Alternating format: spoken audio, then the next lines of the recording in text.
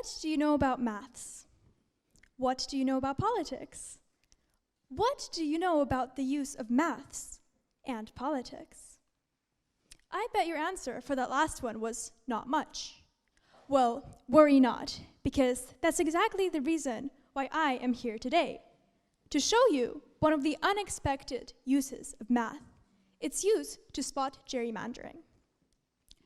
I was around 8 years old when the Hillary Clinton versus Trump elections took place. And of course, being a child as well as living in Europe, neither did I really know much or care much about it. But what I do remember is that I wanted Hillary Clinton to win. Do not ask me why, but I'm pretty sure it was because she was a woman, and I rarely saw women in politics.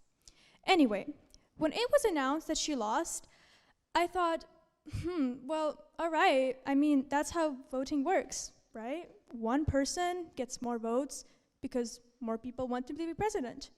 I just guessed that Hillary Clinton wasn't as popular.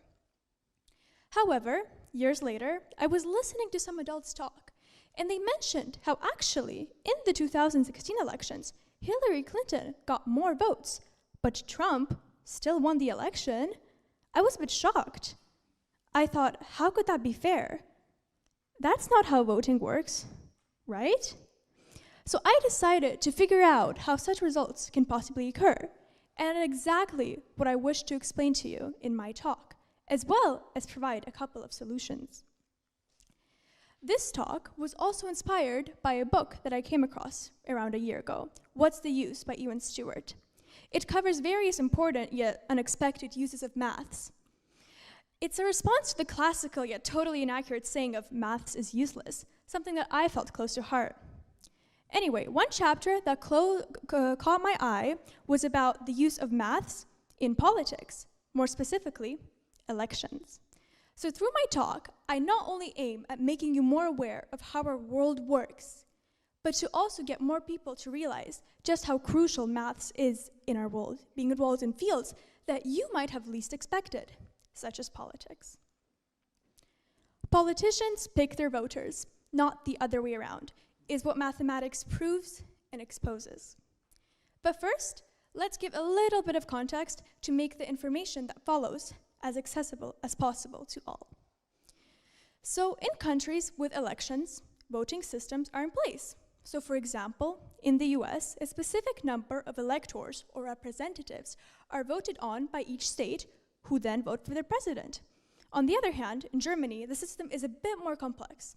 Nonetheless, pretty much all the voting systems use borders and boundaries to break the population up into districts for efficiency and simplicity's sake.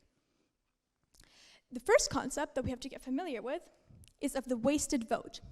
Ultimately, in the US, wasted votes occur due to each state candidate, each representative, needing 1/2 of the entire votes plus another to win, so the majority. And the rest go uncounted and are thus wasted.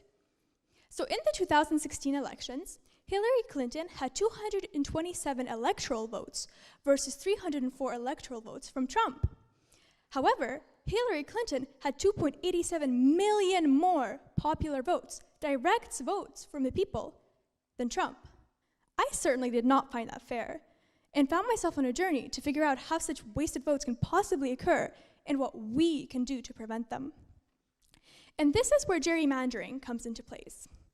So ultimately, what gerrymandering is when district borders and boundaries are put into place to ensure a greater amount of votes wasted by the opponent, rigging the election. And where mathematics gets involved is to stop such gerrymandering from occurring. It develops formulas and algorithms to expose gerrymandering when it is being done. And there are 5 main approaches to this. But to make things a bit more simple and a lot more fun, we'll look at each approach as part of a pie. Because let's be honest, what screams mathematics more than pi versus pi? So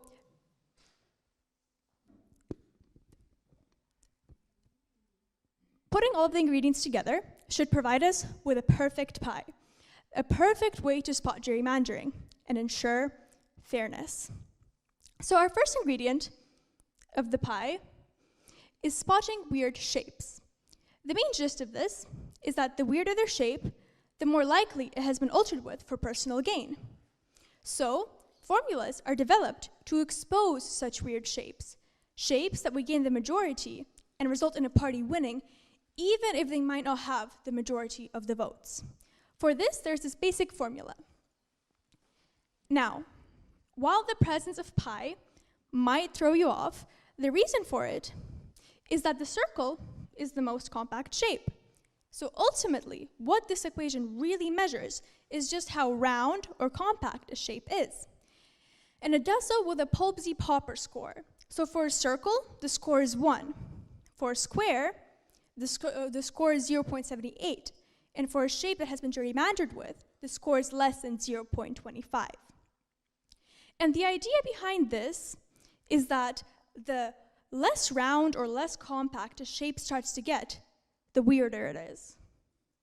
However, like anything, this way of looking at gerrymandering and this calculation has its flaws. So, for example, 1, geographical positioning.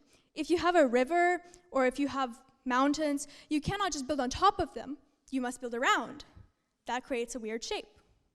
2, a district can still be compact, but still be gerrymandered with. An example is Philadelphia, which has a Polbsy-Popper score of 0.47, which is very good for a place on the actual Earth. However, even though proportionately there should be a 10-8 Democratic to Republican split, it ends up giving more seats to the Republicans than to the Democrats. And lastly, measuring the perimeter is easy when doing so in the classroom. However, measuring the perimeter on our planet gets quite difficult and has its challenges. I mean, it also involves fractal geometry, which makes things just a bunch more complex. So you can see that everything has its flaws. But let's move on, and let's look at our next ingredient, which is to regard the proportion of seats to votes. So in a super fair election, the percentage of votes should equal the percentage of seats. Makes sense, right? However, that is often not the case due to the borders and boundaries that are put into place. So, recognizing this will make it easier for politicians to stop getting away with it so easily. And this is what I thought democratic voting was like as a child. I thought, why would you have any other voting system? This must be the best way to ensure fair results. Later on, I realized that very few politicians care for fairness themselves, and it's mostly up to people like us to keep them accountable for it. So, we must find strategies for it. So in this diagram, you can see that the curve on your left has a 50% of votes equaling 50% of seats, which is fair. However, the second one is all wonky, it's all off, and the percentages of seats to votes, it doesn't match. And that one is of gerrymandering. So it's actually quite easy to spot, don't you agree? Well, as I've said before, recognizing this will make it harder for politicians to get away with it so easily, making them think twice. So I encourage you to be curious, because you just might come across something like this, something that urges for conversation to be had and for measures against to be taken. All right, let's look at our next ingredient. And this one is to look out for unfair, wasted votes. So once a candidate has the majority of the votes, the rest aren't counted and do not affect the outcome of the election. Remember back to the wasted votes? So, systems spread voters out to ensure a greater amount of votes lost or wasted by the opponent. And to make this problem quantifiable, it was decided that both parties should waste the same number of votes. And this is measured with an efficiency gap. So a 0% efficiency gap is fair, because both parties waste the same number of votes. And it was decided that an 8% efficiency gap, more than 8%, is one of gerrymandering. So in this diagram from Scientific American, the efficiency gap is calculated. And the diagram on your far left has an efficiency gap of 8%, deeming it borderline fair. However, the diagram on your far right has an efficiency gap of 40%, correctly spotting the gerrymandering taking place. However, as I've mentioned previously, everything has its flaws. And in this case, when elections come very, very close, even a small change in the number of votes wasted can result in this calculation suggesting gerrymandering when there isn't any. So this led to a tweak, which led to the calculation of the unnecessarily wasted votes. And this still uses our previous definition, but it builds upon it.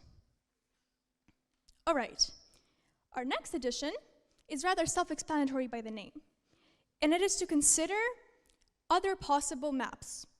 In this procedure, different district boundary possibilities are computed, and also the election results that come with them. So this makes it easy for us to see whether a map that's being proposed is accurate to representation of what is possible, or if it has been gerrymandered with. So for example, if Party A proposes a map that gives them 75% of electoral votes, while most other maps only give them 40, you probably know that something is up. But an issue that you yourself have probably already thought about or noticed is that it's impossible to regard all different maps. That's infinite, right?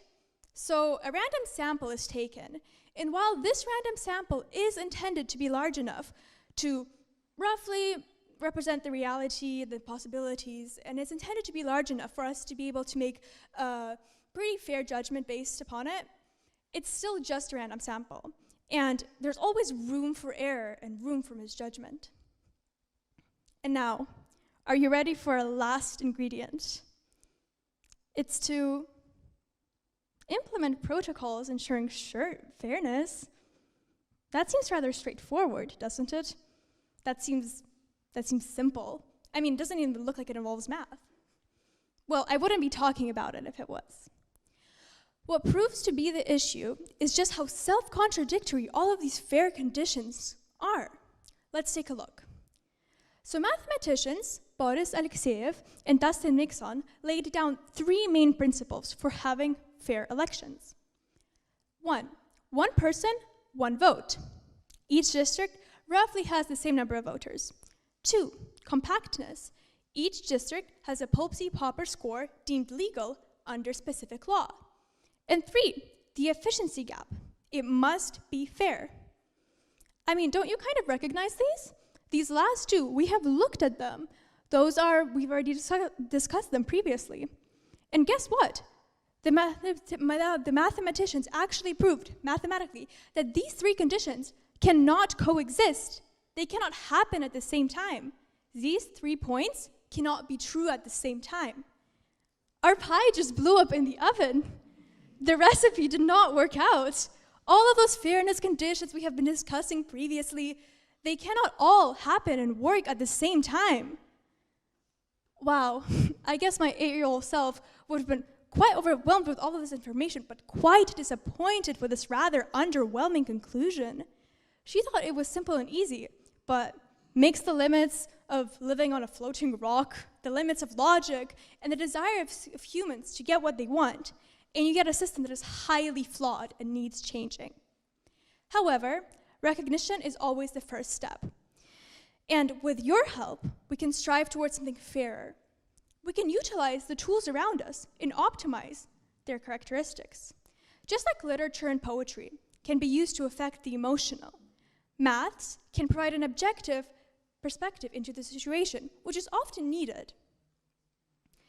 So even though our recipe might not have worked out and our pie might have blown up in the oven, all of you sitting here today have the power to go back and fix it, to add, to tweak, to change. With your help, we can create a system that is fair, a system for which we all strive for. So be curious and engage in matters that stand in the way of your values. Thank you.